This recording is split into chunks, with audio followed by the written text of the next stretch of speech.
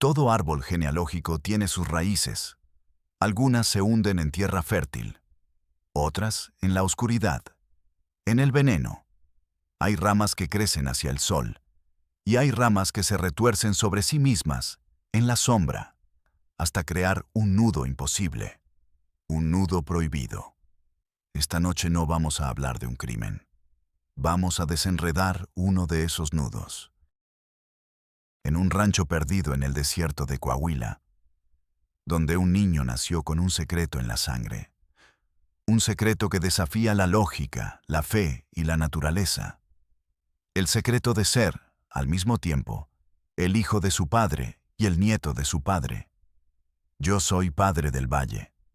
Y esto es Realidad México. Si tu corazón te trajo hasta aquí, es porque no te conformas con las respuestas fáciles. Buscas la verdad, por más incómoda que sea. No te pido que te suscribas para ser un número más en un contador. Te pido que te unas a esta comunidad para ser un testigo, para prestar tu voz a los que fueron silenciados por el miedo, la vergüenza y el poder. Activa esa campana. No para que te avise de un video nuevo, sino para que suene como un grito de justicia en medio del desierto.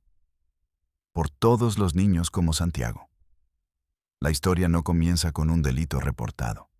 Comienza con un expediente, una carpeta de color manila, delgada, casi vacía. En la etiqueta ponía, Míreles, Santiago. Rancho El Silencio. Omisión de cuidados. Un caso más. Otro número en la pila de miseria que aterrizaba cada día en el escritorio de Sofía. Sofía era trabajadora social, joven, recién graduada, llena de esa clase de idealismo que la realidad aún no había tenido tiempo de aplastar. La habían asignado a la oficina del DIF en un municipio remoto de Coahuila. Un lugar donde la tierra es polvo y el sol es un martillo. Un lugar perfecto para olvidar gente. El expediente de Santiago era breve. Un niño de 6 años. Desnutrición severa, retraso en el desarrollo. Vivía con su familia en un rancho aislado. El nombre del rancho era una advertencia. El silencio. El viaje de Sofía fue un descenso. Primero el asfalto, luego la terracería. Finalmente, solo una huella de llantas en la arena. El coche del gobierno levantaba una nube de polvo que la seguía como un fantasma. El aire acondicionado luchaba por ganarle al calor. Perdía la batalla. Cada kilómetro la alejaba más del mundo conocido, de las reglas, de la lógica. Sentía que iba a un lugar que no estaba en los mapas. Un lugar donde el tiempo se había detenido. O peor, donde se había podrido. El sol golpeaba el parabrisas con una furia blanca. El mundo exterior era un espejismo de calor y polvo. Dentro, Sofía sentía un nudo en el estómago. No era miedo, era anticipación. La sensación de estar al borde de un abismo. Pausa. Sonido de la respiración contenida de una mujer. El rancho apareció de repente. Unas cuantas construcciones de adobe carcomidas por el sol. Un corral vacío. Y un silencio tan profundo que dolía en los oídos. Sofía apagó el motor. El silencio se hizo aún más grande. Se bajó del coche. El calor la golpeó como una pared. Una mujer salió de la casa principal. Era joven, quizá 30 años, pero su rostro tenía el doble de edad. Sus ojos eran 2 pozos vacíos. «Soy Leonor», dijo con una voz que era apenas un susurro. Era la madre de Santiago. Luego apareció el hombre. Alto, seco, con la piel curtida como cuero viejo. Unos ojos claros, fríos como el hielo. Era Ismael, el abuelo, el dueño de todo lo que alcanzaba a la vista, el dueño del silencio. Y finalmente vio al niño, Santiago, sentado en el quicio de la puerta. Pequeño, frágil, con la mirada perdida en el polvo. No hablaba. No se movía. Solo existía. Sofía intentó su mejor sonrisa profesional. «Hola, Santiago, soy Sofía». El niño no reaccionó. Ismael se interpuso. «El niño no habla mucho», dijo. Su voz era como el crujido de la tierra seca. «Es callado, como debe ser». Leonor se estremeció junto a él. Una reacción casi imperceptible, pero Sofía la vio. El aire dentro de la casa era denso. Olía a polvo, a encierro, a tristeza vieja. Sofía se sentó a la mesa de madera. Intentó hacer su trabajo, llenar sus formularios, pero las palabras se sentían estúpidas, inútiles. Las preguntas sobre el padre del niño chocaban contra un muro. «¿Murió?», dijo Ismael tajante. «Un accidente». «Hace mucho». Leonor bajó la cabeza. No había fotos, no había recuerdos. El padre de Santiago era un fantasma, un hueco en la historia de la familia. Sofía sintió un frío que no tenía nada que ver con la temperatura, el frío de un secreto. Miró a Ismael, el abuelo. Miró a Leonor, la madre. Y entonces, una pregunta terrible, impensable, comenzó a formarse en su mente. Una pregunta que no se atrevió a hacer. La tormenta llegó sin aviso. El cielo se oscureció y el desierto se convirtió en un mar de lodo. Sofía no podía volver. Tuvo que quedarse. Le dieron una pequeña habitación al fondo de la casa. Las paredes eran de adobe, delgadas como el papel. Podía oírlo todo. El goteo de una llave, el crujido de la madera, la respiración de la casa. Se acostó en el catre, con la ropa puesta. El miedo era una presencia física en la habitación. Y entonces lo escuchó. Pasos lentos, pesados. Los pasos de Ismael. Se detuvieron frente a la puerta de la habitación de Leonor. El sonido de un cerrojo que se abre. La puerta se cierra. Y luego, un silencio que era peor que cualquier grito. Un silencio lleno de obediencia, de resignación, de horror.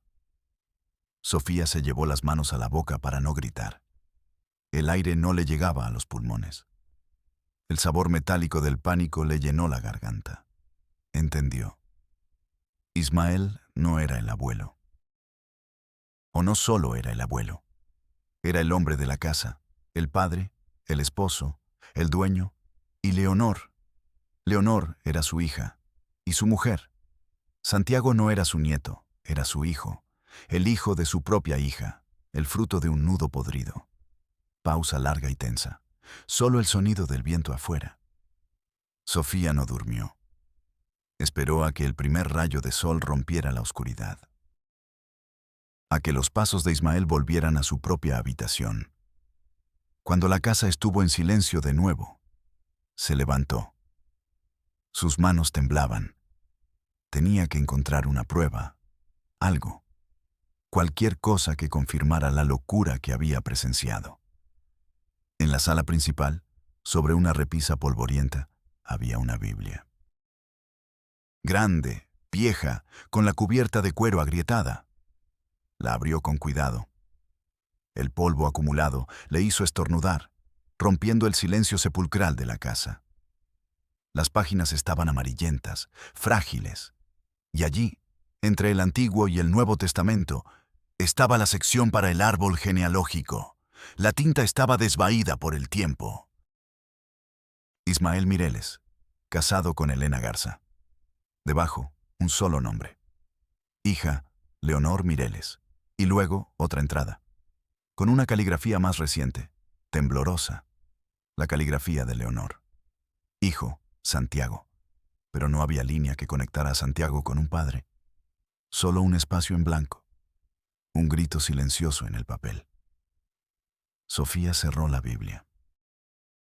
El libro sagrado se sentía profano en sus manos. Sabía lo que tenía que hacer. No podía dejarlos allí. Esperó a que Ismael saliera al campo. Fue a la habitación de Leonor. La encontró sentada en la cama, mirando a la nada.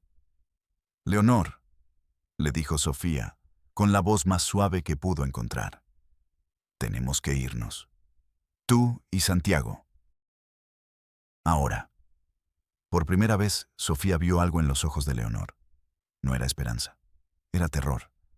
No podemos, susurró. Él nos encontraría. Yo te ayudaré, dijo Sofía. El sistema te protegerá. Qué ingenua era. Qué poco sabía del mundo real. Le costó horas convencerla. Finalmente, Leonor asintió.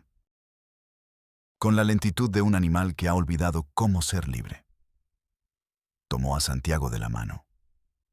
El niño no opuso resistencia. No mostró ninguna emoción. Subieron al coche de Sofía. Mientras se alejaban, Sofía miró por el retrovisor.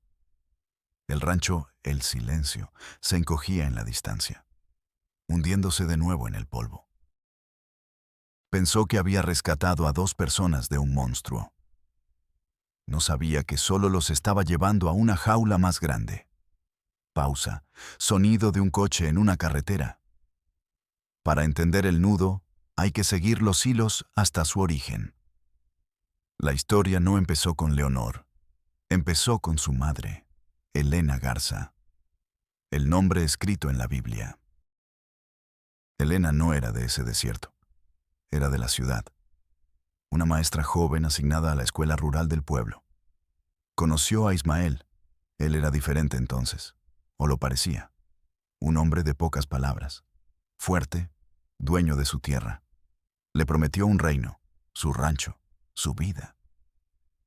Elena vio en él la promesa de una familia. Se casó y entró en el silencio. Al principio fue amor, o algo parecido. Pero el rancho era una isla. La gente dejó de visitarlos. Ismael no lo permitía. Aquí no necesitamos a nadie, decía. La soledad empezó a roer a Elena. Luego llegó Leonor. Una luz en la oscuridad, pero Ismael vio en la niña una posesión más. Suya, solo suya. Elena empezó a ver al hombre detrás del marido. Controlador, celoso, violento en su silencio. Quiso irse, quiso llevarse a su hija. Una noche hizo las maletas. Ismael la encontró. No hubo gritos, solo una mirada y una frase. Tú y yo saldremos de aquí muertos. La niña se queda. Es una Mireles. Elena entendió. El rancho no era su reino. Era su cárcel. Su salud se deterioró. Así lo contaba Ismael en el pueblo. Una tristeza del alma, decía. Los pocos que la vieron en sus últimos meses hablaban de una sombra. Una mujer que había perdido la luz en los ojos.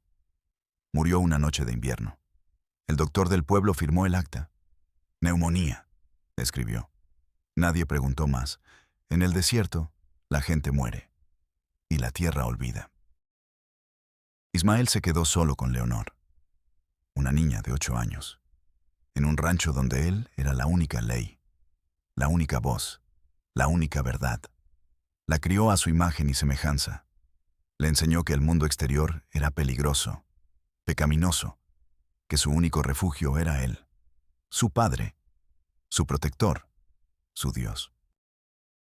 Y cuando Leonor se convirtió en mujer, él decidió que seguiría siendo suya, de una manera nueva, definitiva. Le dijo que era la voluntad de Dios, que así se mantenía pura la sangre de la familia, que era su deber. Leonor, con la mente moldeada por el aislamiento y el miedo, obedeció, como siempre había obedecido. El horror se convirtió en rutina. El pecado en normalidad. Y de esa normalidad podrida nació Santiago. Pausa. La guitarra melancólica regresa brevemente. Sofía no sabía nada de esto. Solo sentía el peso del resultado. Condujo sin parar hasta la ciudad, hacia la promesa de la ley y el orden. La primera parada fue la oficina del DIF. Su jefe, el licenciado Morales, la escuchó con impaciencia. Miraba el reloj cada 5 minutos. Sofía le contó todo: el aislamiento, la atmósfera, los pasos en la noche, la Biblia, el miedo en los ojos de Leonor. Morales suspiró. Se reclinó en su silla, que protestó con un chirrido largo. Señorita, dijo con un tono paternalista que le revolvió el estómago a Sofía. Aprecio su iniciativa, pero se ha excedido en sus funciones. Es un monstruo. Srenia, exclamó Sofía. Abusa de su propia hija. Morales levantó una mano para silenciarla. Esas son sus suposiciones. No tenemos pruebas. Solo el testimonio de una mujer que, según usted misma, está aterrorizada y traumatizada. Su palabra contra la de Ismael Mireles. El nombre cayó en la habitación con un peso específico. ¿Quién es Ismael Mireles? Srenia preguntó Sofía. Morales sonrió por primera vez, una sonrisa sin alegría. Es el dueño de la empacadora de carne, el mayor empleador de este municipio. Es amigo del presidente municipal. Dona generosamente a nuestra posada navideña cada año. Ismael Mireles no es un cualquiera. Sofía sintió un nudo de hielo en el estómago. Tenemos que proteger al niño, insistió. Correcto, dijo Morales, su tono volviéndose burocrático, distante. Y lo haremos. Inicie el protocolo. Llene el formato 14-C para custodia de emergencia. Solicite una evaluación psicológica para la madre, formato 22-A. Y una para el niño, 22-B. Redacte un informe completo de su visita. Detallado. Sin especulaciones, solo hechos observables. El sistema no buscaba justicia. Buscaba ordenar el horror en carpetas, clasificarlo, archivarlo hasta que fuera olvidado.